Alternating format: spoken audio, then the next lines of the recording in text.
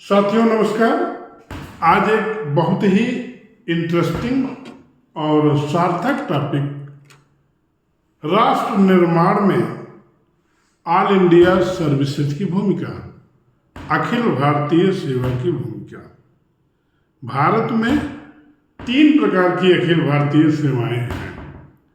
IAS Indian administrative service, IPS Indian police service, IFS जिसका गठन 1966 में हुआ था, Indian forest service. All India services अखिल भारतीय सेवा जो भारतीय कैरेक्टर की होती है और जिसकी नियुक्ति पूरे भारत के लिए की जाती है। ऑल इंडिया सर्विसेज के सदस्य नियुक्ति के बाद अपनी रैंकिंग के अनुसार प्रत्येक स्टेट को उनकी ज़रूरत के अनुसार, कैडर के अनुसार दिए जाते हैं। अखिल भारतीय सेवा के सदस्यों का प्रशिक्षण भारतीय प्रशासनिक सेवा अकादमी मंसूरी में दिया जाता है। चाहे अखिल भारतीय सेवा हो या केंद्रीय सेवा हो, सभी को आधारभूत प्रशिक्षण दिया जाता है, फाउंडेशनल ट्रेनिंग, जिसका नेचर इंडियन आउटलुक होता है, जिसमें भारतीय अर्थव्यवस्था, भारतीय संविधान, भारतीय संस्कृति और पूरे भारत की विविधता में एकता, भारत की वास्तुकला, भारत की संस्कृति, भारत की कला और उत्तर भारत के महत्वपूर्ण स्थान, महत्वपूर्ण परियोजनाएं, दक्षिण भारत के, इन सब का प्रशिक्षण दिया जाता है, जिसका कैरेक्टर होता है इंडियन आउटलुक। अखिल भारतीय सेवा का वर्णन संविधान के अनुच्छेद में 312 में किया गया है। 309 से लेकर के 312 तक केंद्रीय सेवा, अखिल भारतीय सेवा, उनकी नियुक्ति, इनका प्रबंधन, इसके बारे में बात किया गया है।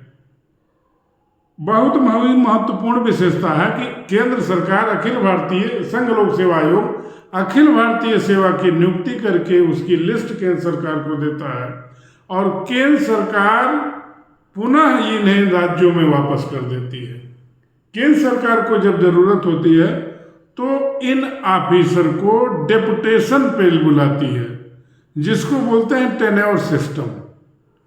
और इसका तात्कालिक उद्देश्य जो था वह आज भी प्रासंगिक है, वो ये है कि राज्य सेवा के व्यक्ति, राज्य में पदस्थापित प्रशासनिक अधिकारी केंद्र में जब नियुक्त होंगे तो भारत सरकार की नीतियों, भारत सरकार के लक्ष्यों, ऑब्जेक्टिव को ध्यान में रखकर कार्य करेंगे। वही अधिकारी जब पुनः राज्य में आएंगे तो उन्हें फील्ड का अनुभव होगा। फील्ड में नीतियां जहां ग्राउंड पर प्रयोग में लाई जाती हैं, जहां नीतियों के प्रभाव को परिणाम में बदला जाता है, वह अधिकारी फील्ड का अनुभव लेकर के फिर केंद्र में जाते हैं। इस प्रकार से ये कहना, जो आलोचना की जाती है, पूरी तरह से झूठा है कि एसी रूम में बैठ के नीतियां बनाई जाती है। नहीं, ऐसा नहीं होता। इसमें फील्ड का भी अनुभव शामिल होता है, अखिल भारतीय एकाकार स्वरूप का भी दर्शन शामिल होता है। और संविधान के जो सबसे महत्वपूर्ण है कि इस पूरे भारत को एकता के सूत्र में जिसने बांधा है वो ऑल इंडिया सर्विसेज है। अखिल भारतीय सेवा प्रशासन जब एक गवर्नमेंट चुनी हुई दूसरी गवर्नमेंट को सत्ता हस्तांतरित करती है, जब एक सरकार आती है और दूसरी एक सरकार जाती है, दूसरी सरकार आती, तो उस बीच में हु प्रोवाइड स्टेबिलिटी, इस सरकार को स्थिरता, प्रशासन को कौन प्रदान करता है? ये ऑल इंडिया सर्विसेज के अधिकारी होते हैं।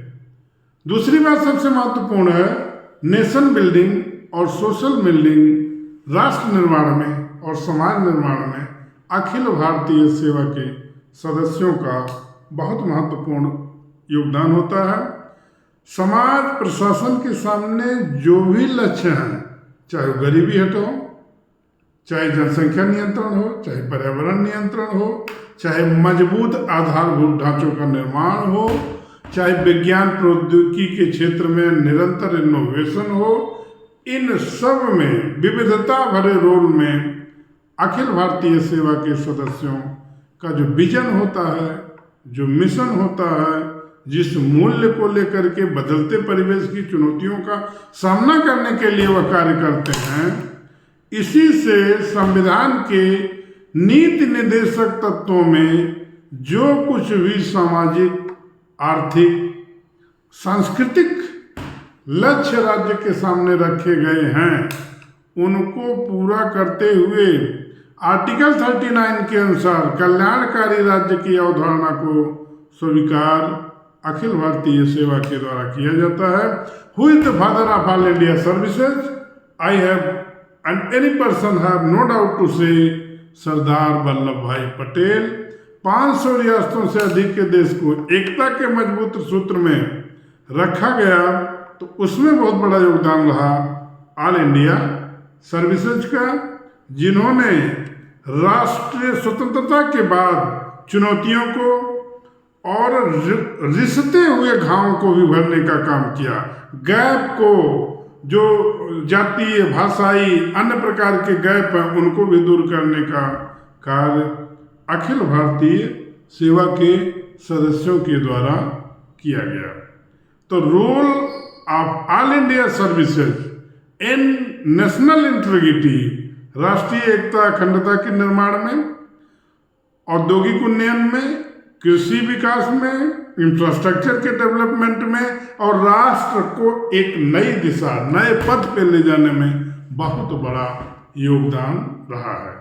संविधान के अनुच्छेद 309 से लेकर के 312 तक अखिल भारतीय सेवा, केंद्रीय सेवा का वर्णन किया गया है। एक महत्वपूर्ण बात हो, अखिल भारतीय सेवा के सदस्यों की नियुक्ति संघ लोक सेवा के द्वारा आयोजित परीक्षा पास करके की जाती है, और कुछ सदस्य 1/3 विभिन्न राज्यों की राज्य सिविल सेवा से जो परीक्षा पास करते हैं, उनकी पदोन्नति प्राप्त होने के बाद भी वह अखिल भारतीय सेवा का सदस्य बनते हैं, जिनमें संघ लोक सेवा आयोग, केंद्र सरकार और राज्य सरकार के द्वारा मिलकर संयुक्त बैठक करने के पश्चात राज्य सेवा के अधिकारी को अखिल भारतीय सेवा में शामिल किया जाता है।